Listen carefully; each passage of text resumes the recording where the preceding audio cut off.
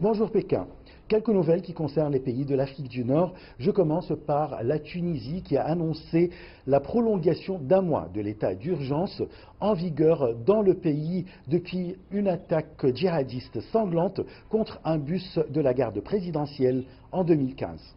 Le chef de l'État tunisien, Beji Caid Essebsi, a décidé de prolonger l'état d'urgence d'un mois à compter du 7 décembre jusqu'au 5 janvier à la suite de concertations avec le chef du gouvernement et le président de l'Assemblée des représentants du peuple.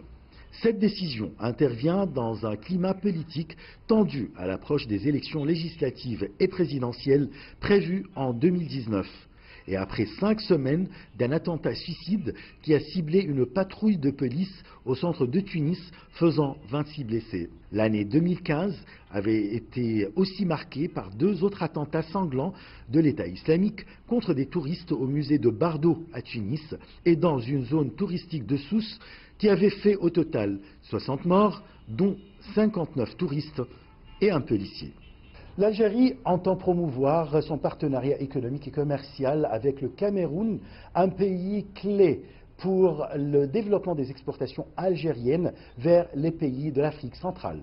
Lors d'une journée d'information sur les opportunités d'affaires, de partenariat et d'exportation vers le Cameroun et aux pays de l'Afrique centrale, le secrétaire général de l'agence algérienne de promotion du commerce extérieur, Houssine Bouftina, a déclaré que le Cameroun est une porte ouverte vers le CEMAC qui compte le Cameroun, le Centrafrique, le Congo-Brazzaville, le Congo démocratique, le Gabon, la Guinée équatoriale et le Tchad. Selon la presse algérienne, ce même responsable a souligné que des actions multiples ont été entreprises par le gouvernement, dont l'accompagnement des sociétés exportatrices par certains nombres de facilitations financières et logistiques en vue de booster les exportations nationales hors hydrocarbures vers les pays de l'Afrique centrale.